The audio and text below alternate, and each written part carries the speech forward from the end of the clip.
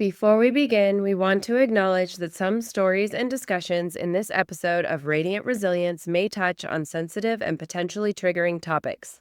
These may include themes of violence and gun violence, loss of a child, grief and bereavement, trauma, PTSD, courtroom and justice system failures, early victimization, threats of sexual assault, infertility, interracial adoption challenges, and emotional and mental health struggles.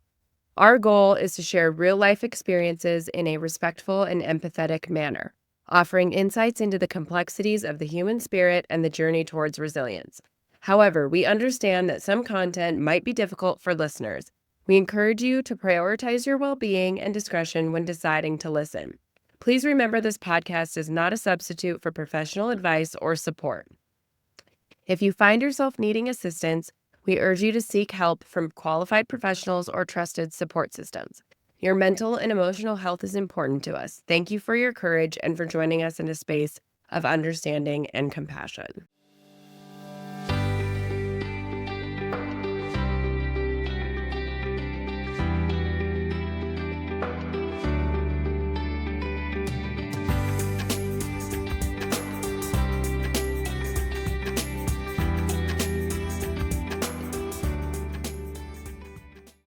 Welcome back, everyone, to Radiant Resilience. I have Rhonda Parker Taylor with me today.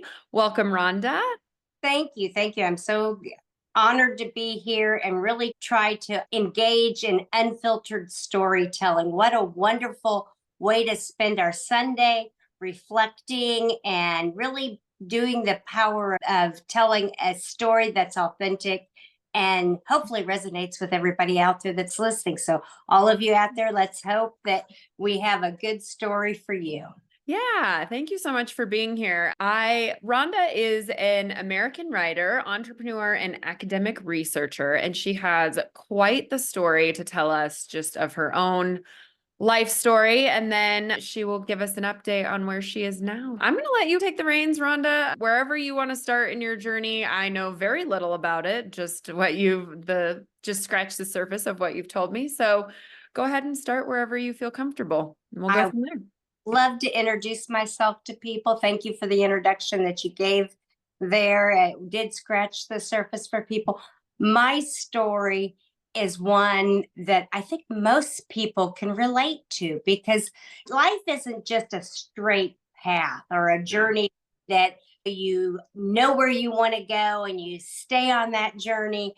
And then it just ends up being the journey that you were intended to be. For me, at least, life was about learning through experience, setting goals, aspirations, taking on challenges, and sometimes having connections that were what I call a seasonal connection. Mm-hmm. And people are probably thinking, what do you mean by seasonal connection? Everybody has an intended purpose that we meet. It could be someone in the grocery store. It could be somebody that you meet at work, and it may be a lifetime partner or a family member that's there for the whole duration of your life. But a season means that there's always a beginning, a middle, and an end. Mm-hmm. Some of those triumphs you get to see together, and you have a safe space for sharing your life. And in other, like in this environment of a podcast, and in other cases, that season is shorter and maybe you share, but you have to overcome challenges together. For me, that was me.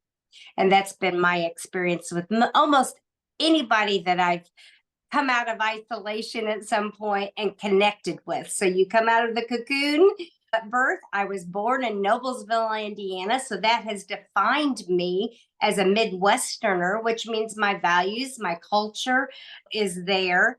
And that's how my authentic communication is a big piece. And when I was in college, I had a professor one time that said, you are smarter than you sound. And I had to think, what does that mean? Yeah. People sometimes put these little tidbits out there that can either throw you back or make you come forward into who you really are. And I really had to think about that. What does he mean by I'm smarter than I sound. And I had to think about it all my life. I never put myself as smart.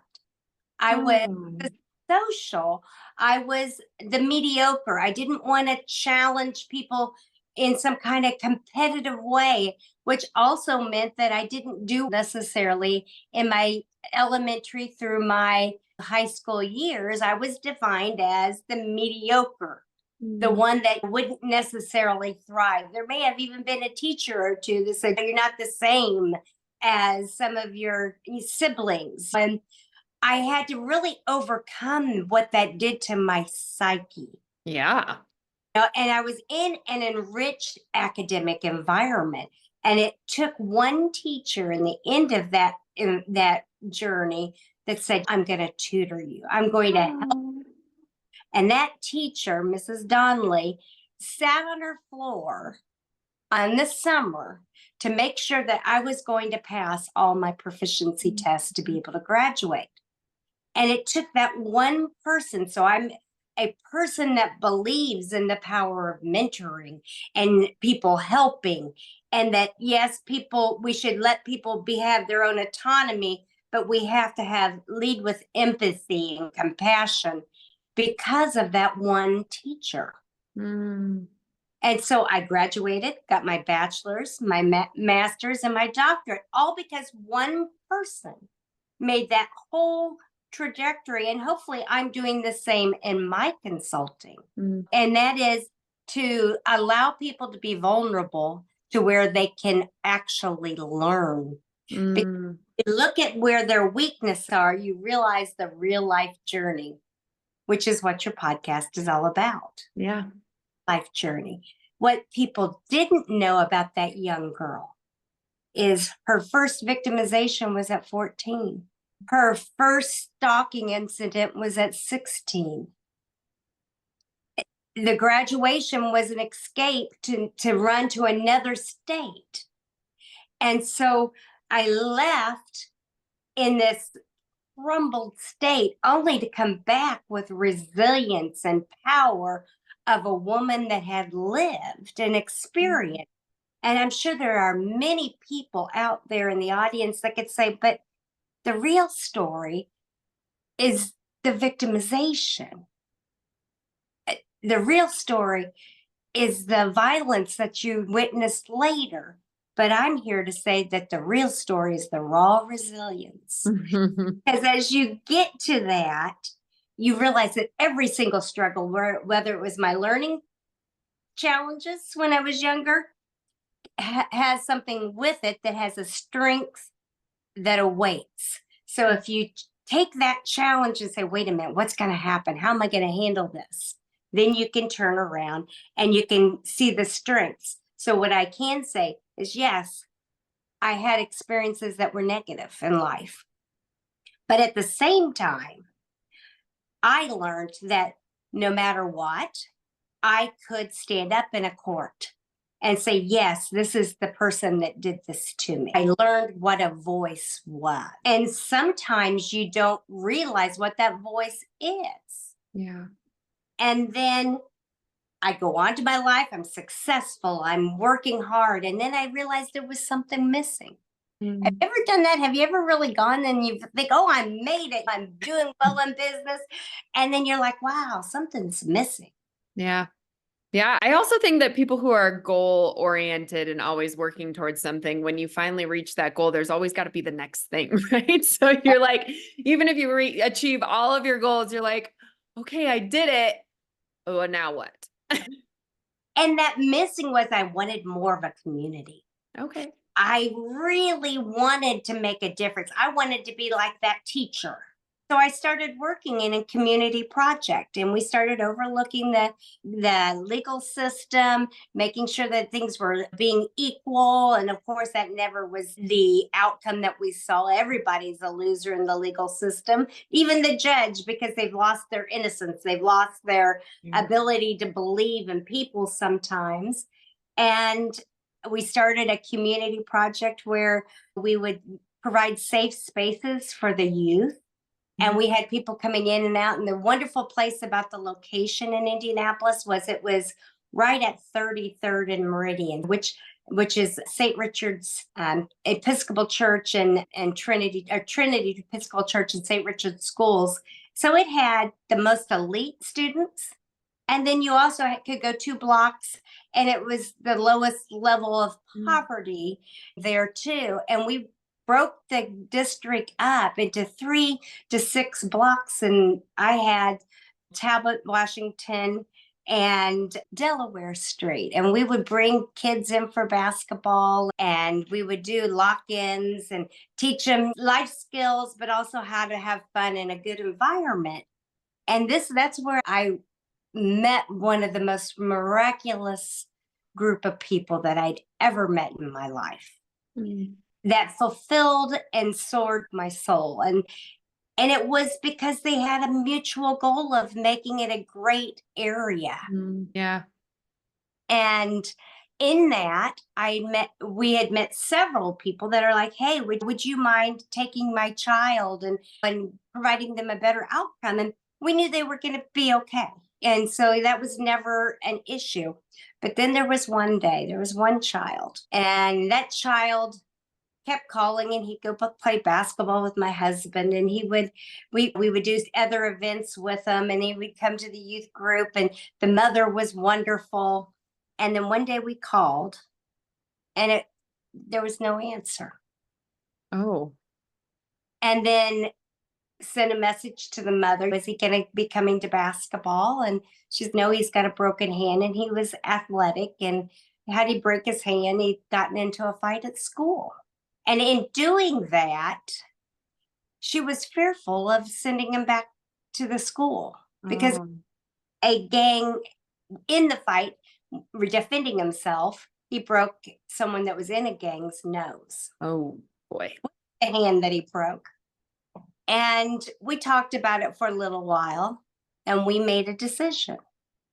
Bring him to us, and we will enroll him in a school, because we were in the suburbs, where he's not going to have that fear. And we became that day we became the permanent guardian. And it was, to some might say, how could you do this, or how could the mother do this? And it was a mutual agreement. Yeah. It was the most selfless act that a woman could make. Yeah. Of course, she wanted her son with her. Yeah. But she also wanted her son to thrive. Yeah.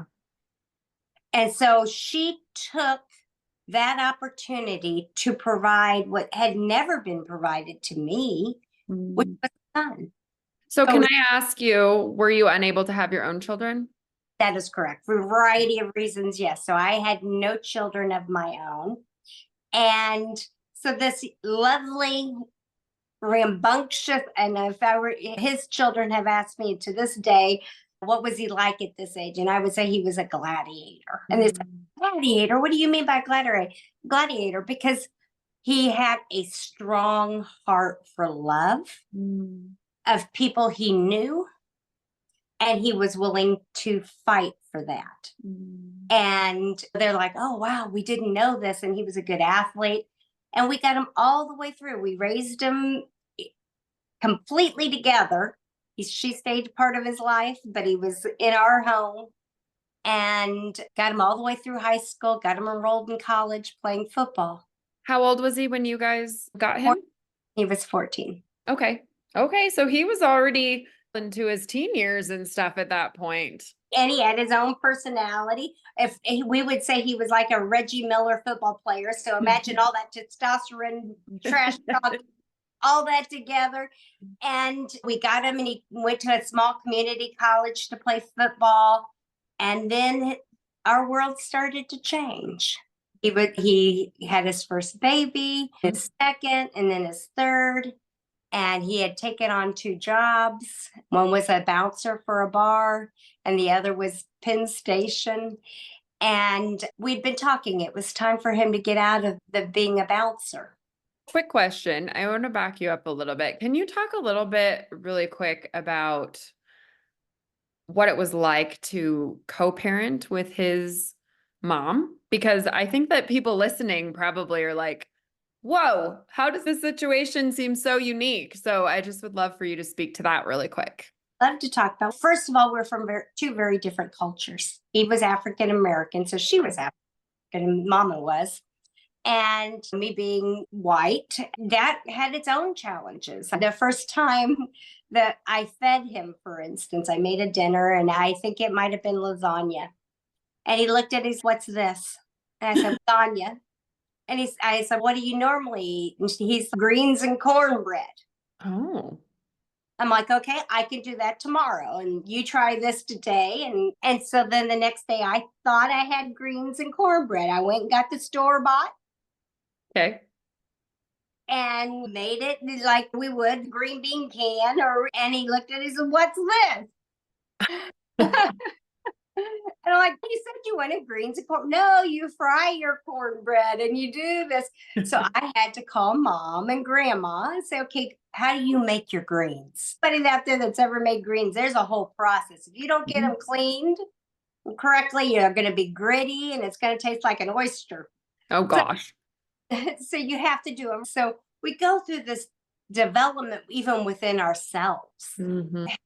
Learn and bridge cultures. Same thing. He'd get mouthy, upset at maybe mom for something that she didn't want to provide or couldn't provide at that time. And he'd get a little mouthy and say, he had a mother, it didn't matter. Or now, and then she would have to come and he would tell me what he had said. And I'm like, no, that's not the way this goes. We'd have to say, this is where you become a man. Wrong. No matter what happens when that door opens, the raw feelings that you have created with your words mattered. Yeah.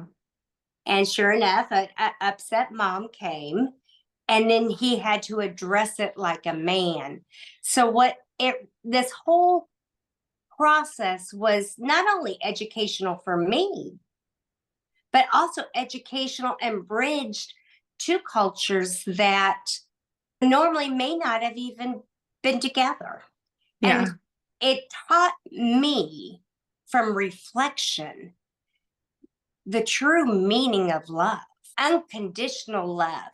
People make mistakes. People say hurtful things. People don't always do the right things. All of these things. And in that, you still work it out to be a family.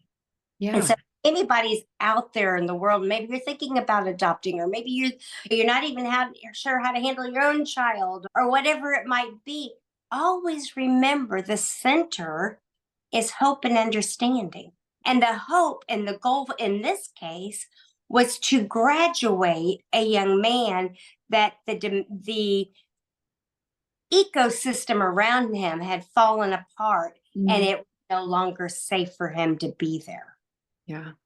I think it's interesting because a lot of people adopt kids and don't have much contact with the biological mother. So it sounds like you guys, whenever you had a problem with him or whatever, she would get involved too, and maybe vice versa. And I think that's so interesting that you guys were able to do that. I think that's really amazing of you. And perfect. And that's the main thing in this scenario. There's scenarios that I made mistakes. She made mistakes. He made mistakes. My husband made mistakes.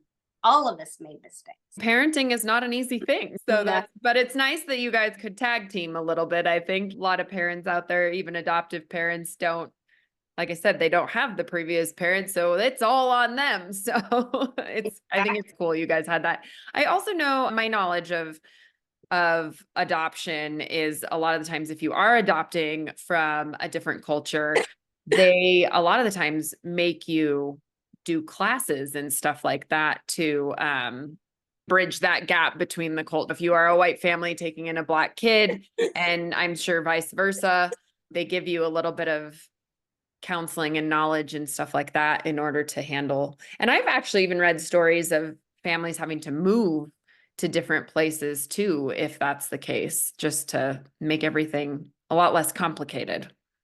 We did not move, but we did have issues. Yeah. And because the community we lived in was predominantly white. Okay.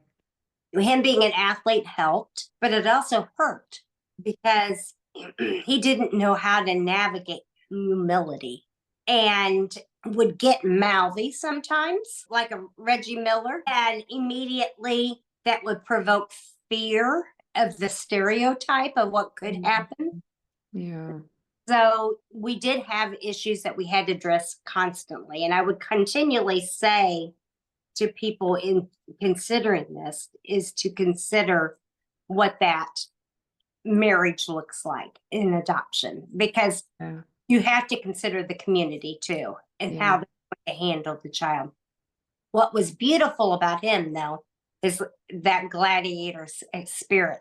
He didn't care if you're white, black, Mexican, Chinese, purple, green, whatever it might be, because if you were his friend, you were his companion. Mm. And that helped tremendously in bridging some of that. But yes, there has to be honest conversations.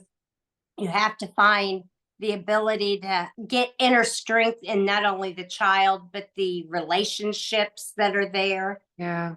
Till today, and we didn't get to the part that of he's no longer with us from that gladiator personality. Okay, so should we move forward then with that? You were saying you guys were trying to convince him to not be a bouncer anymore. Exactly. And of course, at that young age, you love that environment. There's status in being the bouncer, the person that can get people in the club, the women, the music, the loudness.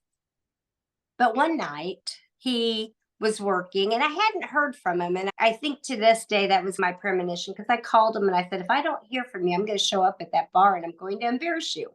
Yeah. And I'm close and I'm bringing my belt. And if you make a decision here, we're going to have it out right there. And of course, I never did.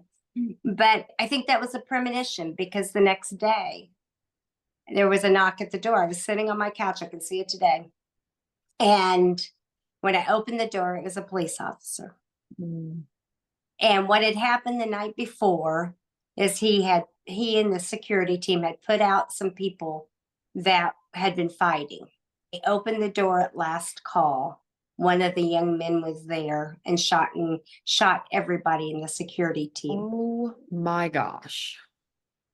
And the police is telling me what happened. And all I can remember is it's almost like the Peanuts commercial, the teacher talking, as I saw a little tiny settling in the foundation of the house at the ceiling level, a little tiny crack.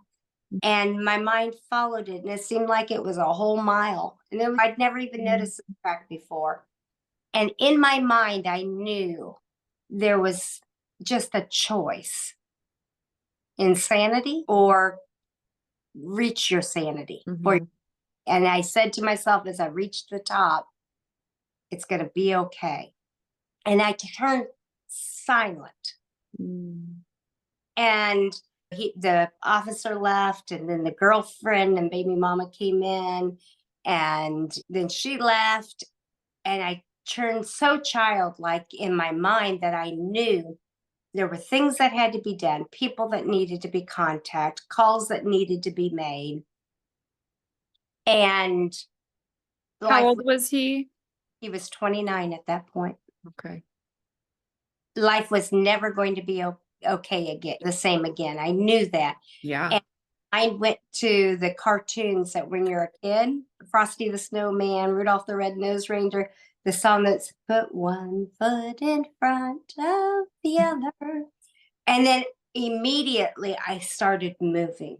And so anybody that's out there and needs to break that isolation, that wants to look at where you're vulnerable and build some resilience, turning the struggles into your own strength, what I have to say is you will rise. It will get better, never go away.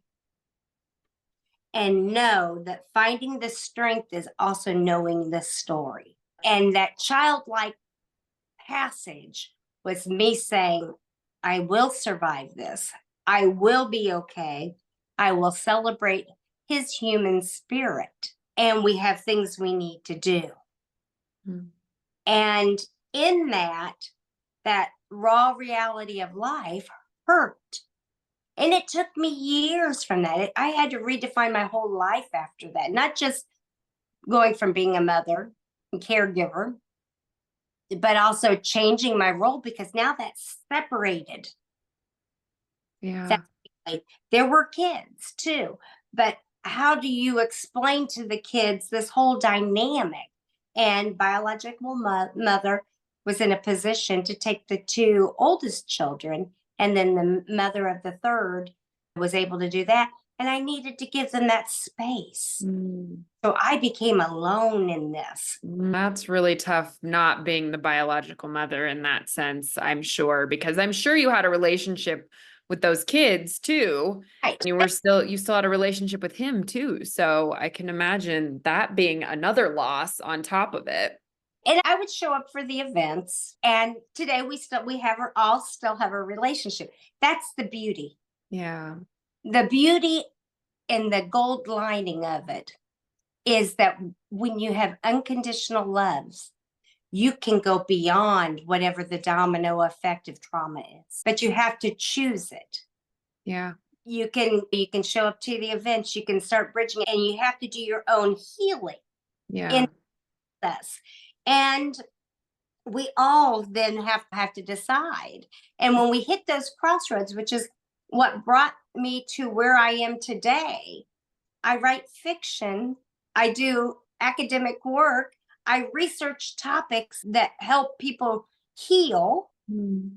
And I mentor. I was, at the time of all of this, I was a campus director for a college. Okay. But I couldn't go back to that age group. Mm. It was Yeah. painful to work with each individual daily. And so trauma does have an effect on a person's life where they may have to redefine it. They Yeah. may have to go back and look at their story and see how they can help others or how they can even help themselves. Yeah. And when you do that, you're healing through the vulnerability that you feel, and you build a community. There is one particular church in a neighborhood I would never normally go to that was always open. And Pastor Yankee and all of the people in this church, I would literally just pull into the parking lot, and I might have been a mess, tears down my eyes. They were laying hands on me. They were praying with me. They were putting me to work. And there was probably only 25 to 50 people. It was a very small church. Nobody would even probably have ever seen it.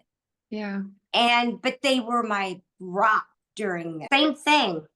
It could have been different individuals, because when you're in that healing and the beginning of the story, you can't really normally lean on your family. They've got work. They've got their own world. Yeah. They have to feed their kids. So you have to turn your loss into a new mission to heal yourself and find the resources that will help you turn that loss into a mission. And for me, that mission was, I want to story tell. I want people to realize that there are steps to making you whole again. Mm. And sometimes people aren't ready.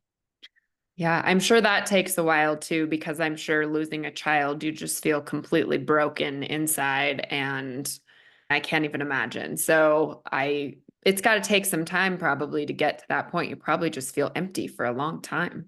And you go through the anger, the empty, where do I fit in the world anymore? Mm. And there is a term for people that have lost people to murder. And that's the domino effect. It changes your brain. We started out talking about how I had experienced my own trauma young.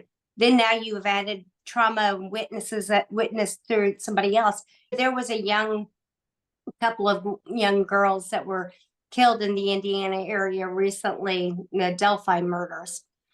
And it took 8 years before they went to court. Oh For our case, 5 years, and the guy got off. Really? Yes, He because shot all those people and he got off. Because they could not prove that the bullet was from his gun.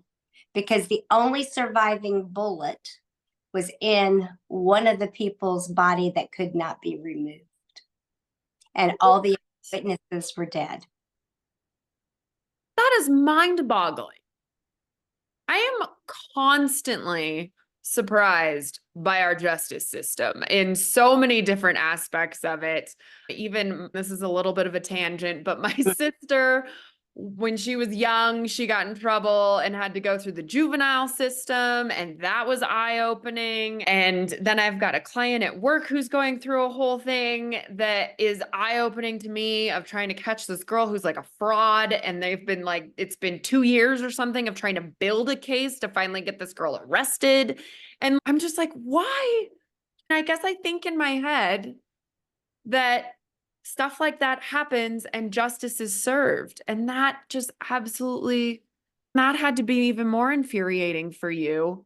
That person just got away with that.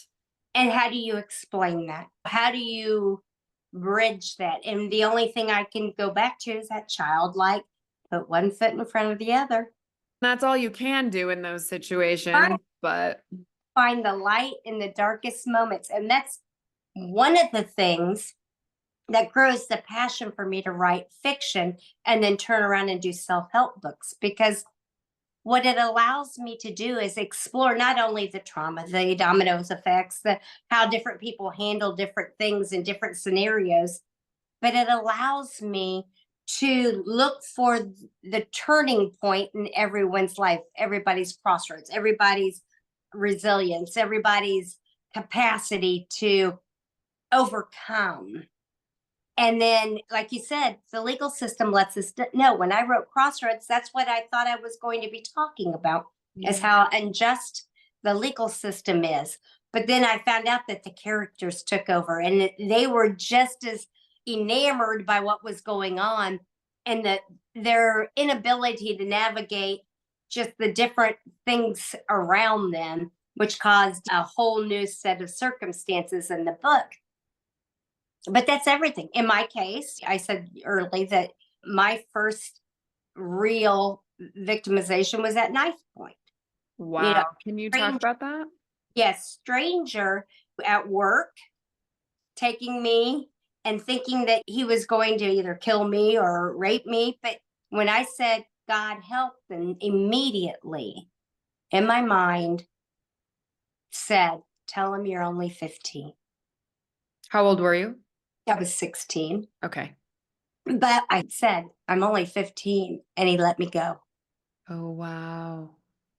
And he left. So think of this as a education training. As your education. And he left. But then he went around and did this to a bunch of women in Indianapolis, in which I ended up leaving the area, fearful that he would come back. But he only got 3 months. For doing that to all those women? To me, I was the only one showing up. To the court. Yeah. Oh my gosh. 3 months, and then he's out doing it all over again, probably. And that's exactly what happened. My mom sent me in college news articles. Oh So gosh. Finding the light in the darkest moments is hard. Yes, you're exactly right. We have to work on our legal system, and healing together, one story at a time, is a part of what we can do as a community, and making pain that purpose. The journey of resilience is something that we should honor, not exploit. Comfort and connections with each other, telling stories where others might be able to say, hey, this happened to me. How did you journal to get through this? And for me, like I said, I create my own world through fiction. Starts out one sentence at a time, one page at a time. I wrote 5 novels. Only one of them I've published so far, so the others are coming. But it's empowering lives through that story, which is like your podcast promotes. When you tell stories and bridge between loss and the purpose that it's supposed to bring to you, I realized that I had something I could offer that added value to others, and that is conversation about how not only do you have a resilience in it, how do you thrive? How do you put intentionality back in your life that brings happiness?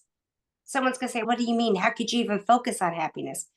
I'm still alive. Yeah. So I have to bring happiness in my day daily, opening my blinds, looking at the wildlife outside, going for walks, looking at the deer, talking to my husband, spending time with my sister, finding all those little nuggets and golden stories from each other that make us thrive. I think it's important for knowledge too, right? Knowledge is power. So, just hearing your story with your son makes me more aware of the justice system and how it really is. Like in that too, by sharing stories, we gain more knowledge from that perspective too, because if we're not in it ourselves, it's very hard to understand fully. We can all say, oh my gosh, that was really hard. But I will never fully understand that unless I've gone through it. And so I think that's important too, to have a little bit more empathy and compassion and understanding of certain situations by sharing those stories as well. Even your own family won't understand. The Christmas after, for instance, we have this big Christmas, we always did. And everybody's happy and sharing gifts and reading "Twas the Night Before Christmas" to all the kids before they open their presents. And I had to leave. Mm. The heartbreak was too hard, but how I didn't want to steal that from the children and the people. So we also, as the injured ones, have to realize how we impact others and have grace for ourselves, compassion for them, and realize they're not there to heal us. Yeah. Yeah, I've had to face some of those situations myself. I've struggled with infertility for many years. And a couple Christmases ago, one side of my family did this huge Christmas party, and my cousin's girlfriend was pregnant at the time. And it was the first grandbaby of that family. And I just knew that lots of conversation was going to be around her pregnancy, the baby.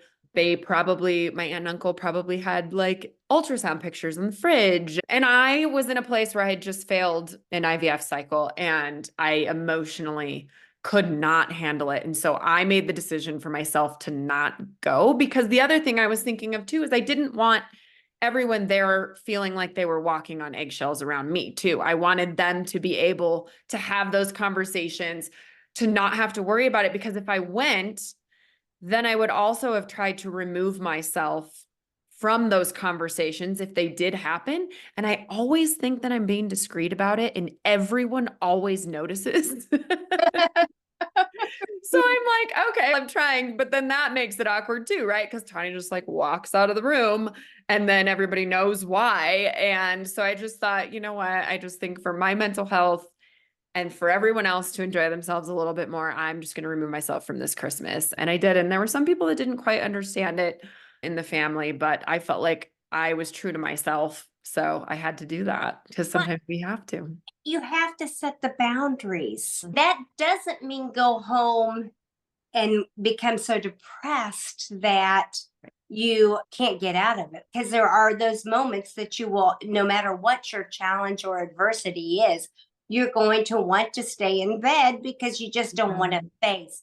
Find some joy that gets you out of it. It could be as simple as putting a puzzle together, where Yeah. you're taking your mind off of focusing solely on one item. It could be going for a walk. It could be watching a movie and crying at somebody else's problems. It could be whatever works for you, Yeah. that allows you to still feel but not stay stuck. You don't get to get it stuck in that rut. You have to provide grace for yourself. You can reflect, you can journal, you can bring positive energy back to you, because that's what bridges that loss or that trauma to your own purpose, and building it empowers lives through that power of your story. You don't want to hit it too soon, or you're not ready and you're too raw, and you have to have comfort in the connections that you're creating with it. Yes. Yes. What would you say to somebody who is maybe currently in the throes of maybe having lost a child and feels like there's no light at the end of the tunnel? Find the resources. There's a great book that a colleague of mine wrote, A Mother's Grief Journey. And it's called The Worst Life Has to Offer. She lost 2 children within months period. Find those people that have the same type of trauma, drama, tears, connecting with them, finding their story, finding what worked for them. For me, it was finding daily routines that kept me moving forward.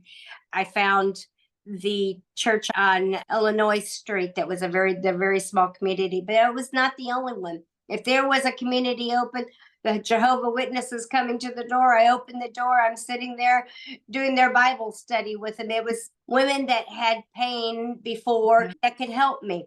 It could be going to some kind of grief counselor. All of those are very good in today's environment too. They have more online stuff that you don't even have to leave your house if you don't want to. Yeah, I was going to say Facebook groups. I don't know. Sometimes those are good and sometimes they're not, but I feel like there's a lot out there as far as that goes. So you could maybe hopefully find the right one to find some support. Anything that brings you into that proactive method of dealing with the emotions. And emotional intelligence is one of the topics that I've done a lot of research on. And emotional intelligence is about managing your emotions. They don't go away. Yeah. You always have biases. You always have all these different things. But all you have to do is if you can stop and reflect on why those emotions are coming out of you, the triggers, the causes, the outcomes that you're really wanting, because all of those emotions come from that. Yeah. Then you can navigate others' emotions, because they, like you said, in the situation where you're at a party and you're going through your own thing and you're leaving the room, they don't know how to handle the emotions. So you have to manage their emotions for them. Listen to their points of view and navigate. Like if you have to leave the room, you have to leave the room and allow them to express the joy that they're experiencing or the disappointment or whatever that they may be going through. Yeah. Yeah. Tell me what your book Crossroads is about. Oh, I would love to. So this is the first one of the series. It's called Crossroads. It's based out of Indianapolis. So it's a crime thriller. Okay. On the same kind of genre as a Grisham or Agatha Christie Clue, not so much the king or the Koontz. It doesn't go into the fantasy at all. It's in reality. It's based on my experience of watching the court systems in Indianapolis, like I had said. So all the sites are real sites in Indianapolis, even though it's fiction. You have the Monument Circle, the city county building, the jail, the Marion County court system. You have the mayor's office, Holiday Park, and the dead bodies found on 38th and Guy and on the railroad tracks. Okay. It's about a young girl that this is where the journaling comes in. This did not happen to me, but it allowed me to explore what if. Yeah. It was a 15-year-old girl that stabbed 72 times and found on the railroad tracks. Oh, man. And the main character, Paris Pennington, is a workaholic that gets called to jury duty. Okay. So think about the contrast that journaling allows me to explore. Though it's not my life, it's strictly fiction. It allows me to find my own mental health through each character. Yeah. So the main character goes and wants to get out of jury duty because she has to work. Mm-hmm. That's not how the legal system works. So don't we all want to get out of jury duty? Nobody ever wants to do jury duty. So then you have the perpetrators of the crime that are on trial and, their journey and how they ended up in this situation. You've got the victim's family, you've got the defense, the judge, and then you put them all in one room trying to navigate it in an imperfect system. And then things start happening to the main character, Paris Pennington. Oh. People around her start getting sick. People start dying. and you have to figure out why. So it's the game of Clue of why, and it explores three primary emotions: anger, fury, and envy. Okay. All of them could cause a crime. And Proverbs says anger is cruel, fury is overwhelming, but who can stand before jealousy? Envy makes the bones rot. So it explores what each one of those emotions does to the human soul, Oh man. causing the crime and why is it happening. And it's up to IPD to figure out why. Did you ever think did you always want to write a fiction book or? No, I would say in reflection, maybe I was being groomed for it, not only because of my own experience, but and my challenges with writing and having to have a tutor. But I think that had a lot to do. But if I go back and look at all my younger pictures, I have a book in my hand. And I wouldn't say I was a big novel reader when I was Okay. young. I was more like an encyclopedia. I liked the reading about all the different things and seeing the pictures, or maybe I might have liked Carmen because it was the world view, and I lived in a small county, a small Yeah. community. And so it was always something that really probably they would say was inappropriate for my age group. But that's what I always had in my hand. So I think all along there was that maybe desire, and then one knock after another, whether it would be the tutoring, doing a typo in a big proposal. I all of a sudden started coming up with this idea that I wanted to write a novel and prove that I could do it. And then I started realizing that, hey, this is a good way for me to reflect on life. So each character is out of balance. So if you're a life balance, and when I say life balance, I'm not just talking work and home. I'm talking about the 13 characteristics that are important, like your physical health, your mental health connection, your social connection, your financial health, all of the 13 main characters. There's something wrong with each one of my characters. Okay. And in doing that, then afterwards, if you relate to any of them, I do a case study on each one. Okay. And this is the life balance book that's coming out after Christmas. Oh, and is And that part of the series or is that a self-help? it's a self-help, Okay. and it helps you. It's a workbook approach of going through each one of those characteristics, and that you come out with, and you say, oh, I would like to improve this, and helps you set the goals. Okay. I have to do incremental changes, not go on a fad diet that makes you lose 20 pounds in a day that makes you have diabetes by the time you're 40.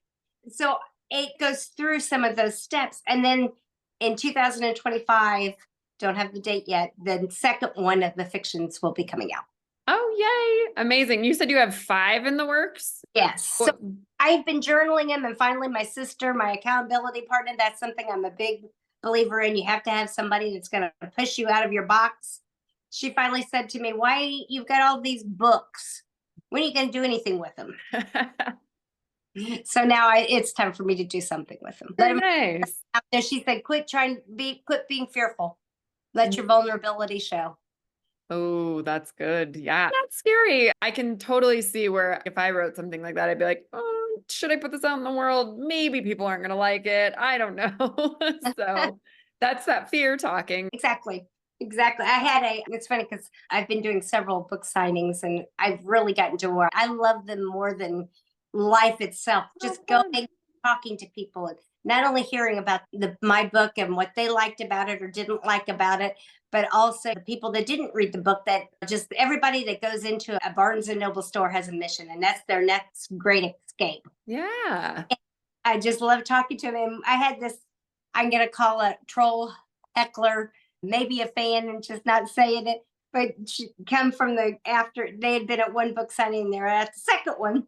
And when they were at the counter, the one cousin came over and said, it sucks. Oh my gosh. I had to laugh though. I don't think she really meant it as being mean. Okay, good. It was more of just that camaraderie of seeing the people there, and I thought to myself years ago, I wouldn't have been ready for that. Yeah. Yeah. That's really cool that so you keep mentioning journaling. So when you journal, you're journaling ideas for your books. So some of it is fiction and some of it is not.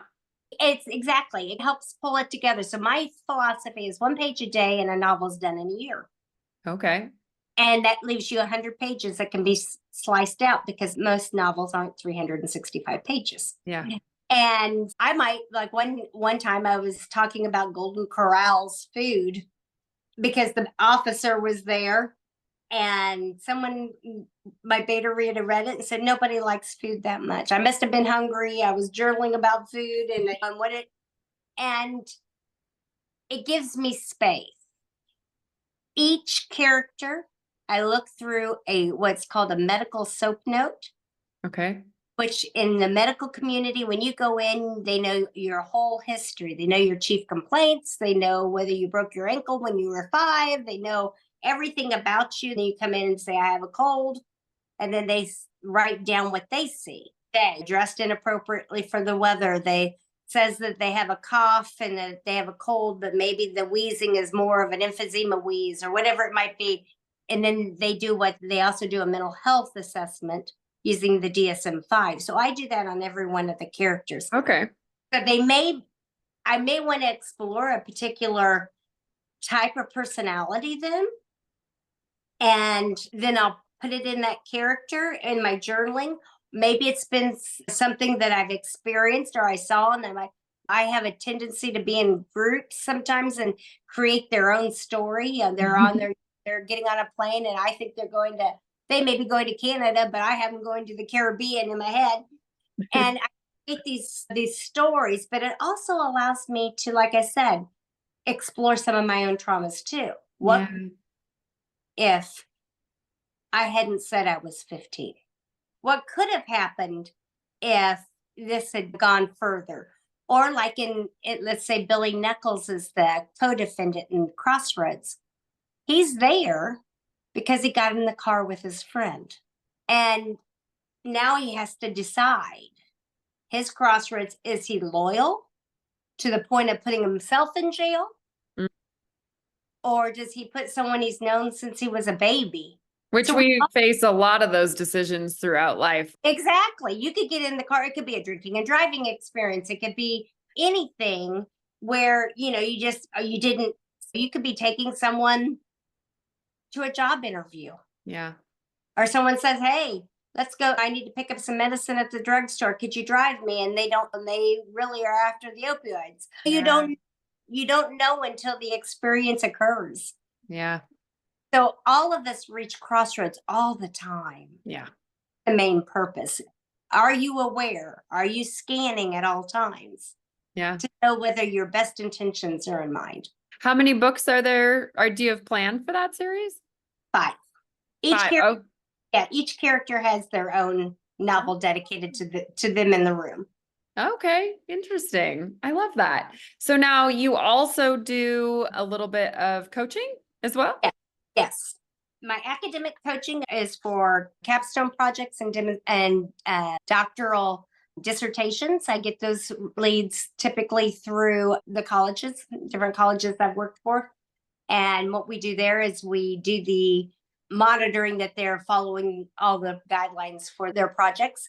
And then I also do career assessments and individual counseling where we can help you make those transitions when you need to, whether it be just resume writing to, wait a minute, where do I go now? Where are my transferable skills going to be next?